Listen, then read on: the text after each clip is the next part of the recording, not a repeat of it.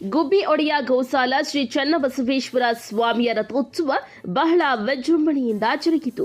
ಚನ್ನಬಸವೇಶ್ವರ ಸ್ವಾಮಿ ರಥೋತ್ಸವದ ಹಿನ್ನೆಲೆ ದವನ ಚುಚ್ಚಿದ ಬಾಳೆಹಣ್ಣು ಎಸೆದು ಜಗದೊಡೆಯನಿಗೆ ಭಕ್ತಿಯಿಂದ ನಮನ ಸಲ್ಲಿಸಿದ ಗುಬ್ಬಿ ಶಾಸಕ ಎಸ್ಆರ್ ಶ್ರೀನಿವಾಸ್.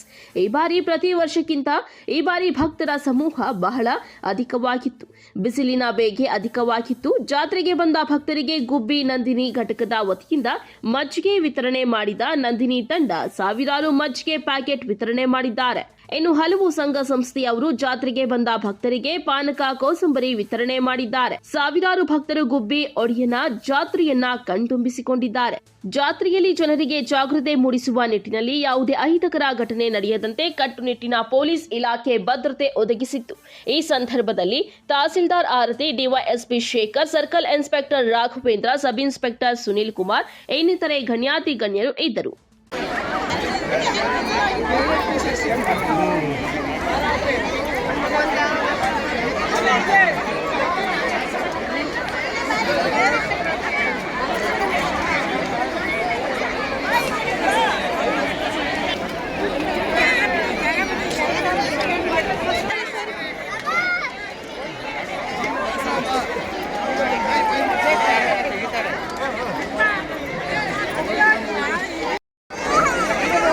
ತೆಗಿ ಗುರು ನಿಮಿಷ.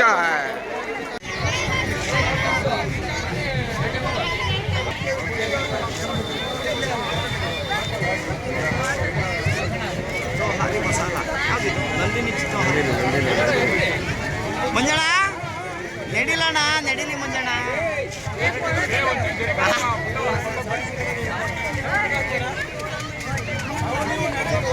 ಅಲ್ವಾ ಬರ್ರಿ ಒಂಚೂರು ಮುಂದಕ್ಕೆ ಹಂಗೆ.